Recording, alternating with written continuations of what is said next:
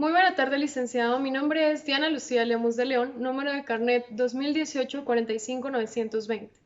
El tema que abordaremos hoy es la ineficacia del contrato, ineficacia e invalidez del contrato. Sabemos que desde una perspectiva general, un contrato es ineficaz cuando no produce ningún efecto.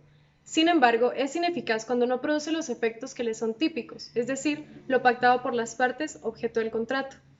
La invalidez la adecuamos concretamente a la sanción de los contratos que son ilegales o ilícitos, porque no se adecuan a las exigencias del ordenamiento.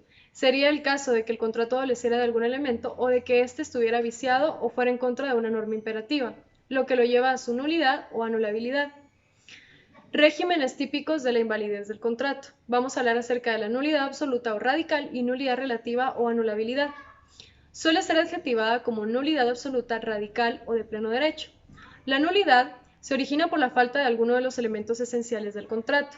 Entre ellos se puede mencionar la capacidad contractual, el consentimiento, el objeto y la causa. Este se deriva de una irregularidad en su formación. El Código Civil en el artículo 1301 hace referencia a la nulidad absoluta, indicando que se da cuando su objeto es contrario a la ley por la ausencia de requisitos esenciales para su existencia, tal como lo mencionábamos. Algo importante de mencionar es que cuando existe la nulidad no es necesaria la declaración judicial para que la misma produzca todas las consecuencias y la acción para demandar la nulidad no tiene límite de tiempo, a diferencia de la anulabilidad de la que hablaremos a continuación. Nulidad relativa o anulabilidad. La anulabilidad o nulidad relativa es un tipo de ineficacia contractual en el que el contrato produce todos sus efectos hasta que no sea declarada la anulabilidad. En consecuencia, el contrato anulable tiene eficacia quid ius, que es justo, hasta que el interesado obtenga la sentencia de anulación. Ello significa que se trata de la voluntad del titular del derecho a impugnarlo. Las causas para anular un contrato se encuentran reguladas en nuestro ordenamiento jurídico, en el artículo 1257 y 1303 del Código Civil, cuando afirman que por incapacidad relativa de las partes o de una de ellas y por vicios del consentimiento, los contratos pueden ser anulados. Los vicios de la voluntad fundamentalmente se refieren a el error vicio, la violencia y la intimidación y el dolo. Ahora vamos a hablar acerca de la ineficacia en sentido estricto, la rescisión del contrato. Se configura como remedio jurídico, puesto al servicio de intereses legalmente determinados. Es por tanto una ineficacia funcional, que trata de impedir que un contrato regularmente formado contribuya a obtener un resultado contrario a derecho. El contrato es perfectamente válido, pero en razón de aquel perjuicio económico o efectos lesivos y siempre que no haya otro remedio, se concede a las personas perjudicadas la acción de impugnación, llamada aquí rescisoria. Tenemos clases de rescisión, las cuales son la voluntaria, cuando las partes contratantes acuerdan romper el consenso inicial. Esto está regulado en el artículo 1579 y 1584 del Código Civil. Tenemos la judicial, que es la acción unilateral en la que se acude a un órgano jurisdiccional para solicitar la rescisión. Y también tenemos la fortuita o forzosa, que es la imposibilidad de cumplimiento por caso fortuito o causas ajenas a la voluntad de quien contrató. Siguiendo la misma línea, vamos a hablar acerca de la resolución del contrato por incumplimiento. Y es que esta es la facultad que tiene una parte contratante para dejar sin efectos un contrato válido a causa del incumplimiento de la otra parte. Y puede ser expresa, o sea, que opera de pleno derecho, y tácita, que requiere de declaración judicial. También tenemos la revocación, que es una declaración de voluntad, un acto jurídico unilateral, por el que se deja sin efecto otro, cuya existencia o subsistencia depende de la misma voluntad. La revocación se deriva de la decisión del otorgante de privar de eficacia, eliminando en todo o en parte. Es decir, es la facultad que tiene el acreedor de dejar sin efectos un contrato total o parcialmente. Tenemos la clasificación en la que se encuentra el desistimiento unilateral. Es una facultad que tienen los contratantes en determinados contratos en las que una o cada una de las partes pueden exigir la relación contractual por su libre decisión. Esto solo se da en determinados contratos, tales como contratos por obra o servicios profesionales, o bien en contratos en los que la duración de la relación es indeterminada o existe una relación de tracto sucesivo continuada. Siguiendo esta misma línea, vamos a hablar acerca de los contratos preparatorios. El contrato de promesa y opción. Este es un contrato preparatorio o precontrato en aquel cuyo contenido es obligatorio para la celebración de un contrato futuro. El fin y el objeto de este contrato es la celebración de un nuevo contrato. Las partes acuerdan el objeto y en qué momento se llevará a cabo. El contrato de promesa se puede dar por distintos motivos. Los promitentes están interesados en contratar, pero no lo pueden llevar a cabo en la actualidad, ya sea porque están ligados por un vínculo contractual incompatible, carecen de posibilidades económicas o bien porque necesitan realizar ciertas operaciones de aproximación. Y para asegurarse de la celebración del contrato en el futuro, cuando ya no existen obstáculos, se comprometen ahora. Tenemos los caracteres. Es un contrato preliminar. ¿Por qué? Porque tiene la finalidad de la celebración de un contrato futuro. Y es un contrato formal porque debe cumplirse con los requisitos que establece la ley. Requiere que consten por escrito los contratos cuyo valor sea mayor a 300 quetzales y deben inscribirse o anotarse en los registros cualquiera que sea su valor y deben formalizarse en escritura pública. La aceptación del contrato de promesa debe ser expresa y existe un plazo determinado. Si se trata de bienes inmuebles, que no puede exceder de 2 años, y bienes muebles, 1 año, según lo regulado en el Código Civil, en el artículo 1681. También existe una cláusula de indemnización, cláusula penal o cláusula convencional, esta con el objeto de hacerla efectiva en caso de incumplimiento de la obligación. Seguimos con las modalidades. De conformidad con el Código Civil, en el artículo 1675, el contrato de promesa puede ser unilateral o puede ser bilateral. El contrato de promesa bilateral. Esto es cuando ambas partes quedan obligadas al cumplimiento del contrato, es decir, se obligan recíprocamente. Por ejemplo, acuerdan a la realización de un contrato de compraventa futuro, tanto el promitente comprador está obligado a dar la cantidad pactada, como el promitente vendedor de otorgar el bien objeto de contrato. Esto se encuentra regulado en el artículo 1587 del Código Civil. Ahora bien, el contrato de promesa unilateral o la promesa de contrato. En este contrato, una sola de las partes es la obligada al cumplimiento del contrato, mientras que la otra persona no contrae ningún compromiso y le otorga la facultad de adquirir una cosa o un derecho. En esta se requiere la aceptación expresa del beneficiario y él tiene la facultad de exigir o no la realización de los efectos del contrato.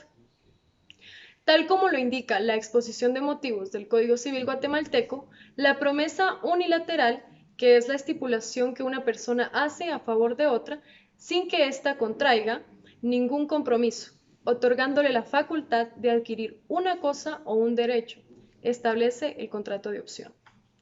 Ahora, los efectos del contrato de promesa. Primero, aunque no genere los derechos y deberes del contenido típico del contrato en su fase definitiva, el contrato de promesa genera el compromiso, genera la obligación de que el momento pactado se lleve a cabo la celebración de la contratación futura. Es importante que exista un acuerdo de los elementos básicos del negocio futuro para encontrarnos ante un contrato de promesa. Segundo, exigencia del cumplimiento para la celebración del contrato definitivo. Ahora vamos a hablar acerca de la compraventa. La compraventa es un contrato traslativo de dominio, es bilateral ya que quedan ambas partes obligadas. Una parte denominada vendedor, que es la obligada a la entrega del bien o la cosa, y otra parte denominada comprador, que es la que queda obligada a pagar el precio. Tenemos los caracteres. Es bilateral, ya que como dijimos, ambas partes quedan obligadas. Así el vendedor está obligado a la entrega y saneamiento de la cosa vendida y el comprador a pagar el precio. De acuerdo al artículo 1809 del Código Civil, ambos contratantes tienen la obligación de cumplir. Es consensual, ¿por qué? Ya que debe existir el consentimiento de ambos para llevar a cabo el contrato. Se entiende que queda consensuado desde el momento que convienen en la cosa y el precio, aunque no se haya entregado. Mientras esto no se realice, las partes deben atenerse a lo dispuesto en el artículo 1331 del Código Civil, relativo a los riesgos de la cosa antes de la entrega. También se dice que es un contrato traslativo de dominio, ya que transfiere la propiedad de una cosa o bien a otra persona. Acá las partes son vendedor y comprador, siendo el vendedor el que transmite la propiedad de un bien al comprador. La adquisición de la propiedad es la finalidad perseguida por el comprador. Es un contrato oneroso, ya que existe una contraprestación, se entrega un bien a cambio de determinado precio y además se establecen gravámenes y derechos recíprocos. ¿Por qué? Porque el vendedor tiene el derecho de recibir el precio que se pagará por el bien y la obligación de entregar dicho bien, y el comprador tiene derecho de recibir el bien, como la obligación de que se pague el precio pactado. Ahora vamos a hablar acerca de los elementos de la compraventa. Tenemos la capacidad para contratar. Tiene capacidad para contratar toda persona mayor de edad y que no haya sido declarada en estado de interdicción, cuando se trate de menores o incapaces. Esto puede realizarse únicamente a través de sus representantes legales. El bien vendido. El bien vendido, objeto del contrato, debe de ser determinado, es decir, se debe especificar el bien que se ha de vender. Debemos recordar que tanto bienes como derechos pueden ser vendidos. El objeto de la venta, además de ser determinado, debe ser lícito en el comercio de manera real y actual. El precio. Este es un elemento esencial en la compraventa, ya que es un contrato oneroso. El precio debe ser cierto y pecuniario, es decir, en dinero o signo que lo represente. A continuación vamos a ver ciertas prohibiciones. Las prohibiciones en la compraventa son aquellos supuestos en que se prohíbe a personas concretas celebrar determinadas compras. Por ejemplo, el marido no puede comprar de su mujer ni ésta de aquel.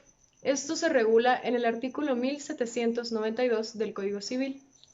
El Código Civil regula ciertos supuestos de incapacidades especiales que se derivan de conflictos éticos o que pueden provocar conflicto de intereses en el comprador y representantes. A la vez, el artículo 1793 del Código Civil regula una serie de prohibiciones traducidas en supuestos destinados a determinadas personas que no pueden comprar por sí ni por interpósita persona, ya sea por motivos otorgados en atención a intereses del vendedor o bien por prohibiciones fundadas en razones de moralidad social y de orden público. Las prohibiciones son las siguientes. Los jueces, abogados, funcionarios, empleados judiciales y representantes de las partes tienen prohibición de adquirir los bienes objeto del proceso en el que han intervenido. Esto se regula en el artículo 1793 del Código Civil. Los auxiliares del juez, como los depositarios judiciales, interventores, síndicos y liquidadores, no pueden comprar los bienes que tienen a su cargo. Esto se regula en el artículo 1793 del Código Civil y 385 del Código Procesal Civil y Mercantil. Como ya lo dijimos anteriormente, los esposos, el artículo 1792 del Código Civil lo regula así. Ni el marido puede comprar bienes de su esposa, ni ésta puede comprar bienes del marido, aun si el régimen económico de su matrimonio fuere de separación absoluta. Los administradores. Quienes administran bienes ajenos no pueden comprar bienes que tienen bajo su cuidado. Esto está regulado en el artículo 1709 y 337 del Código Civil. Los notarios tienen prohibición de comprar los bienes cuya venta se realice con su intervención. Esto se regula en el artículo 1793 del Código Civil. Los mandatarios. El mandatario no podrá, por sí ni por interpósita persona, los bienes del demandante sin el consentimiento expreso de éste. A continuación, vamos a hablar acerca de los efectos. El efecto principal de la compra-venta es la transmisión del dominio de la propiedad a cambio de un precio determinado. Es muy común que surjan casos como la doble venta, que es cuando un vendedor, antes de la realización de la entrega del bien a su comprador, se la vende a otra persona. En el Código Civil, en el artículo 1807, establece que, si esto sucede, prevalece la venta hecha al que de buena fe se halla en posesión de la cosa, y si ninguno tuviere posesión prevalece la de la primera fecha. En cuanto al pacto de retroventa, este se encuentra prohibido en nuestro ordenamiento jurídico. Es el acuerdo por el cual el vendedor se reserva el derecho de recuperar la cosa vendida, mueble o inmueble. con la obligación de reembolsar al comprador el precio, los gastos del contrato y cualquier otro pago legítimo hecho por la venta, los gastos necesarios y los útiles hechos en la cosa vendida. El Código Civil también regula la compraventa de cosa ajena, pues nos indica que ninguno puede vender sino lo que es de su propiedad, ya que de lo contrario sería ilícito y por lo tanto nulo. Ahora bien, las obligaciones de las partes. Tenemos las obligaciones del vendedor. Entrega del bien. La obligación principal del vendedor, como lo mencionamos, es la entrega del bien en el modo, tiempo y lugar establecidos. También vemos la obligación del saneamiento. Esta obligación es la que tiene el vendedor de responder ante el comprador de la posesión legal y pacífica del bien, así como de los vicios o defectos ocultos que el bien tuviera. Estas son medidas de protección que tiene el comprador ante la insatisfacción que resulte del contrato de compra-venta. Ahora vamos a hablar acerca del saneamiento por evicción. La evicción tiene lugar cuando el comprador se ve privado por una sentencia firme en virtud de un derecho anterior a la compra, de todo o parte de la cosa comprada. Ante esta situación, el vendedor no pudo mantener al comprador en la posesión legal y pacífica del bien. Por lo tanto, la víctima, es decir, quien sufre la evicción, tiene derecho al saneamiento, que es el derecho que tiene la víctima para que quien le transmitió el dominio de la cosa, de la cual se encuentra privada, le restituya la prestación. Ahora, saneamiento por vicios ocultos. Sufre igualmente la obligación de saneamiento a cargo del vendedor cuando el bien vendido tuviere vicios o defectos ocultos que lo hagan impropia para el uso que éste se estaba destinado. Las obligaciones del comprador. Las obligaciones del comprador son las siguientes. Tenemos pagar el precio. Debe ser precio verdadero o real, precio cierto o determinado y precio en dinero o signo que lo represente. Recibir el bien en el tiempo, modo y lugar establecidos. Esta obligación se encuentra regulada en el artículo 1830 del Código Civil. Las modalidades de la compra-venta son las siguientes: compra-venta a prueba y compra-venta ad gustum. En la venta hecha a calidad de ensayo o prueba, la compraventa está perfeccionada, aunque ha de comprobarse si la cosa objeto de la compraventa reúne las cualidades necesarias a fin de prestar el servicio para el que se compró. A juicio de la doctrina mayoritaria, se trata de una comprobación objetiva, que no queda a libre arbitrio del comprador. En las ventas ad gustum, cosa que es costumbre gustar o probar, se deja al libre arbitrio del comprador la aceptación de la comprada, de tal forma que bastaría su mera manifestación de desagrado en relación con la cosa para que hubiera de entenderse ineficaz el contrato. Compraventa sobre muestras. Tal y como lo regula el artículo 1800 del Código Civil, señala la compra sobre muestras, como lleva implícita la condición de resolver el contrato si las cosas no resultaren conformes con las muestras. Se refiere al contrato de ventas sobre muestras en el que se estipula el uso que se dará a la cosa, mencionando que la cosa debe corresponder a ese uso, lo que nos permite asumir que, si la cosa no resulta útil, por deficiencias que le impidan satisfacer adecuadamente las necesidades del comprador, el contrato se regirá por las mismas normas de la venta sobre muestras. La compraventa sobre bienes en tránsito. Son las mercaderías que se trasladan a un lugar distinto al lugar en que fue celebrado el contrato. Esto lo encontramos regulado en el artículo 1802 del Código Civil. La compraventa sobre bienes futuros. En estos contratos debe estar especificado el lugar en el que es o fue producido y también debe especificar la calidad y condiciones en que se darán los bienes. Compraventa con pacto de mejor comprador.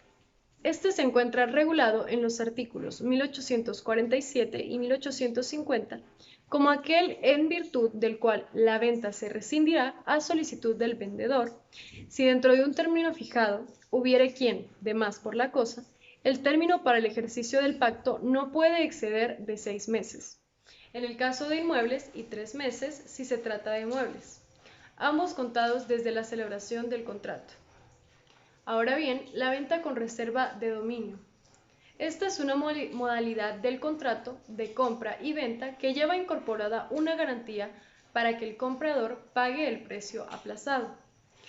Esta garantía consiste en dejar establecido que la propiedad de la cosa vendida, aunque se entregue al comprador desde el perfeccionamiento del contrato, queda en favor del vendedor hasta el pago del total precio fijado, es decir, la titularidad dominical sobre la cosa que se vende y entrega es retenida por el vendedor, reserva de dominio. Si el comprador no paga, el vendedor podrá recuperar la cosa cuyo dominio se ha reservado. Esta modalidad garantizadora de la compra-venta se aplica en la venta de bienes muebles. A continuación vamos a hablar acerca de la diferencia entre la compra-venta civil y la compra-venta mercantil. La compraventa civil está regida por el Código Civil. No busca lucro adicional con la negociación. Los cónyuges no pueden comprar entre sí. No existe la figura de la representación aparente y no son consideradas comerciantes, mientras que en la compraventa mercantil se encuentra regida por el Código de Comercio. Su principal objetivo es el lucro. No existe condición de que los cónyuges compren entre sí. Contempla la figura de la representación aparente y los elementos personales del contrato tienen la categoría de comerciantes. Siguiendo la misma línea, a continuación hablaremos acerca de la permuta. La permuta tiene su origen histórico en la práctica antigua, denominada trueque, que apareció hace 10 milenios. Es el intercambio de cosas y fue la aparición de la moneda lo que le hizo perder auge. En la actualidad, el contrato por el cual dos personas acceden a un trueque se le denomina permuta, que es el intercambio de un bien por otro bien. Ambas partes deben de aceptar un contrato de intercambio. El contrato es una prestación de mutua transferencia de una cosa por otra, y esta corresponde únicamente a cosas, no servicios. Nuestro Código Civil, en el artículo 1852, lo regula como un contrato mediante el cual cada uno de los contratantes transmite la propiedad de una cosa a cambio de la propiedad de otra, indicando que también a cada una de las cosas es precio de la otra. El contrato de la permuta es un contrato recíproco, da lugar a dos obligaciones recíprocas de cada uno de los permutantes, que, además, tienen la misma naturaleza. Se rige por los mismos principios de la compraventa, en lo que fueren aplicables. Por ejemplo, se consideran aplicables las reglas sobre capacidad, perfección, las prohibiciones, las relativas al objeto del contrato, cumplimiento de la obligación de entrega, saneamiento por vicios ocultos, pacto comisorio, gastos del contrato, entre otros. A diferencia del contrato de compra-venta con el contrato de permuta, es que la cosa objeto del mismo se cambia por otra cosa en vez de dinero, dejando la posibilidad de pagar una parte en efectivo y otra parte en bienes, siempre y cuando la porción estipulada en dinero no llega a la mitad del precio. Al plantearlo de esta manera, estamos ante una permuta con sobreprecio, de la que hablaremos más adelante. A continuación vamos a hablar acerca de los caracteres. Es un contrato de naturaleza consensual, es decir, que se entiende celebrado desde el momento en que las partes se obligan a entregarse las cosas. Se perfecciona con el mero y simple consentimiento. No se requiere para su perfección la entrega de las cosas permutadas o al menos una de ellas. Es un contrato sinalagmático, es decir, que genera obligaciones para ambas partes, ambas con la obligación de realizar el intercambio de las cosas objeto del contrato. Es un contrato de intercambio de cosas. Es oneroso, ¿por qué? Porque existe una contraprestación. Cada parte se obliga y tiene su contraprestación en la del otro permutante. El objeto de la permuta pueden serlo únicamente los bienes. Es un contrato traslativo de dominio porque ambas partes transmiten la propiedad de una cosa y es típico y autónomo. Ahora vamos a hablar un poco acerca de las modalidades. Cuando se transfiere la propiedad de una cosa a cambio de otra, estamos ante una permuta simple, pero cuando media dinero, es decir, a cambio de una cosa, se reciba otra y compensación en dinero, estamos ante una permuta con sobreprecio. Ahora vamos a explicar qué es la permuta con sobreprecio. Esta se da cuando uno de los acreedores, además de realizar el intercambio del bien, se compromete a entregar determinada cantidad de dinero, es decir, se entrega parte en dinero y parte en bienes, y el Código Civil regula que el contrato será de permuta siempre y cuando la porción estipulada en dinero no llegue a la mitad del precio. Siguiendo la misma línea, hablaremos de la evicción en la permuta. Esta se encuentra regulada en el artículo 1854 del Código Civil, que nos indica que el permutante que sufra evicción de la cosa que recibió o que la devuelva en razón de sus vicios puede reclamar a su elección la restitución de la cosa que dio, si aún se halla en poder del otro permutante o el valor de la cosa que se le hubiere dado en cambio, con el pago de daños y perjuicios. La persona que sufre la evicción puede optar a su elección o la resolución del contrato, con efecto de que se le restituya la cosa que dio o bien el pago de la cosa que se le hubiese dado en cambio, con el pago de daños y perjuicios. En ambos casos, si se actuó de mala fe, puede pedirse indemnización de daños y perjuicios, esto como medidas protectoras ante la persona que sufre la evicción.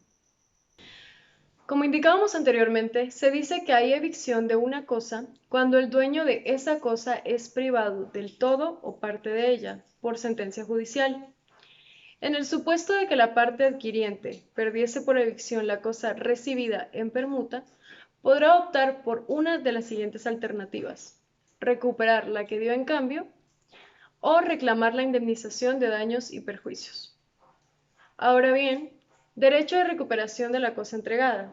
De acuerdo al punto anterior, si el adquiriente decidiera recuperar el bien que entregó a cambio, esto solo podrá hacerlo siempre y cuando la cosa esté aún en poder del otro permutante. Por lo tanto, si éste ya no la tiene, ya no la podrá recuperar. Dicho de otra forma, si el bien que ya fue entregado por la parte afectada se encuentra ahora en poder de un tercero de buena fe, el afectado solamente puede elegir la indemnización por los daños y perjuicios sufridos. Y es que la legislación protege al tercer adquiriente de buena fe, por lo que el contratante perjudicado habrá de acudir a la vía indemnizadora para quedar indemne del perjuicio recibido. Término del contrato de permuta.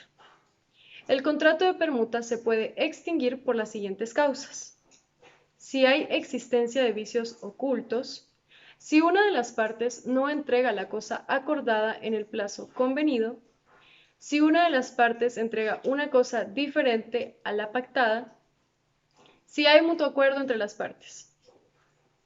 En general, el contrato de permuta es muy similar al contrato de compraventa, ya que consiste en un acuerdo entre dos partes cuyo fin es hacer un intercambio de prestaciones para conseguir un beneficio.